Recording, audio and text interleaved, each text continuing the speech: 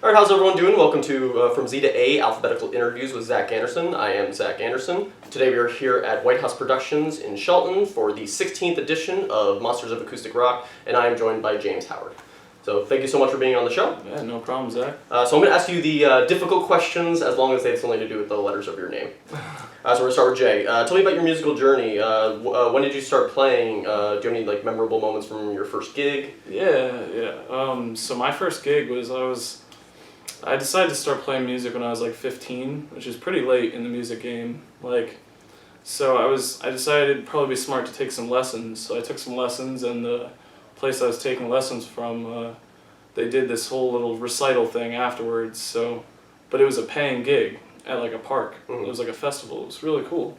Nice. I must have been 16 or something, and I played 3 songs acoustic, and I don't know, it was pretty fun. Nice. Yeah. Excellent. If you could play a show with any other act in the world at any venue in the world, who would it be with and where would it be? Oh man, that's a tough one. I got a lot of favorite bands, favorite musicians. Acoustically, I think that I love the band Neutral Milk Hotel. I think it'd be so cool to play with them or even just hang out with those guys. My favorite band is Brand New. I think everyone that knows me knows that. So I would always love to hang out with those guys and even just open up a show or even just jam with Jesse and play a show. That'd be pretty rad. Nice. Yeah. Now, when you write songs, do you tend to start with lyrics or music, or does it vary song to song? See, I'm very musically weird. Yeah. I guess it's not weird to other musicians, but to other people they're please shut up, because all I do is constantly hum these little melody type things, and it probably gets really annoying, and probably people think I have schizo or ADD or something, but I probably do, but who knows. Yeah, so it's kind of I'll get one of those melodies in my head, and I'll and then guitar comes easy to me, so I usually build off those weird little motifs and then kind of structure it up from there. All right. Yeah. Now tell me your most embarrassing moment you've had on stage. Oh man, most embarrassing moment. All right, so I don't know. Does on stage count or rehearsals count? What counts? Because I've had some pretty funny ones. I'll give you one specific. Let's see. So on stage wise, I got really tangled up in a wire, and it was at Toad's Place in New Haven, and it was hilarious. I don't think anyone noticed it except me, but to me it was embarrassing. Got so tangled up in the wire. It was the end of our last song, and the band I was playing in, I was jumping around, and it was really cool until I tripped and threw my guitar up in the air and fell on my back, and then at that point I just went with it and decided to make a lot of feedback and cool stuff that. But definitely people knew that I just completely busted ass. Excuse me. But everyone's nice and chill, so they were just oh, that was rad, you were flying everywhere, and I was just no, we all know I fell. Yeah. All right. Now, how do you choose your songs for a set list? Do you plan it out ahead of time, or do you kind of go off the vibe of the audience when you're on the fly? I definitely go by the vibe of the audience. Okay. I don't like to set myself in stone. I like to practice a good amount of my material before the show, before a set, before recording anything.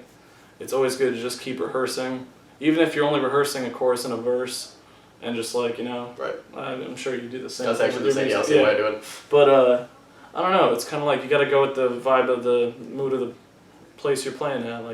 I was playing at Cafe 9 last week, or 2 weeks ago, or something like that. I don't know. Dates aren't good with me. But I was playing, and I noticed when you're playing acoustic music, people are either attentive and is it attentive or attentive? I don't know. Yeah. Really focused on the exactly. performance, Yeah. And we can you can see if people are paying attention or not. So I decided to okay, I'm gonna play a fast song now. So you can kind of pick and choose that way. Right. That's how I do it. Nice. Now we already went over embarrassing moments, but what has been a highlight of your musical career so far? Highlight? Yeah. I don't know if it counts as musical career, but I was at Boston Calling Music Festival probably 2 or 3 years ago. I think it was 2014 or 2013. Mm-hmm. Modest Mouse was playing, Brand New was playing. I didn't see Brand New, but me and my buddy Vin, we kind of like decided it'd be cool to like just like see if we can like talk to anyone after, and like, you know, like everyone does when they're seeing the bands play. And we couldn't talk to anyone, we kind of gave up, we just went to go get food after. We ended up running into Isaac Brock and his girlfriend and everything. They ended up getting food the same place we were getting food, and we ended up chilling and talking with him for like at least like an hour, and like we like kind of like, you know, I think that was pretty cool as far as... Yeah, that sounds awesome. Yeah. It was pretty cool. We were talking about tons of like music and like other musicians we like, and they were telling us ahead of time about the huge tour they were doing with Brand New, so I thought that was cool. Nice. So I'd like to end all my interviews with 3 interesting or random facts about yourself that many people might not know. Oh man. Interesting and random facts. Let's see. I'm a Virgo. All right. I don't really believe in horoscope type stuff, but I guess that's like a random fact. Let's see. I can play like a good amount of different instruments. I love just like really just like seeing what kind of different like voices and styles I can like do when I'm singing. Mm-hmm. Let's see, what else? I'll try to keep it music related. I don't think anyone blasts their music as loud in the car as I do, and then also tries to sing as loud as it. But then again, that's probably everyone, so maybe that's just another random fact that I'm one of those people who like will be hitting the steering wheel and like, you know, so sorry for people who don't like people like that, but that's me. Alright, well thank you so much for being on the show. If you want to check out James, please visit the link below. You're welcome. And now we'll cut to a performance from James Howard. So thanks again, and we'll see you next time. This song's called Turning Point.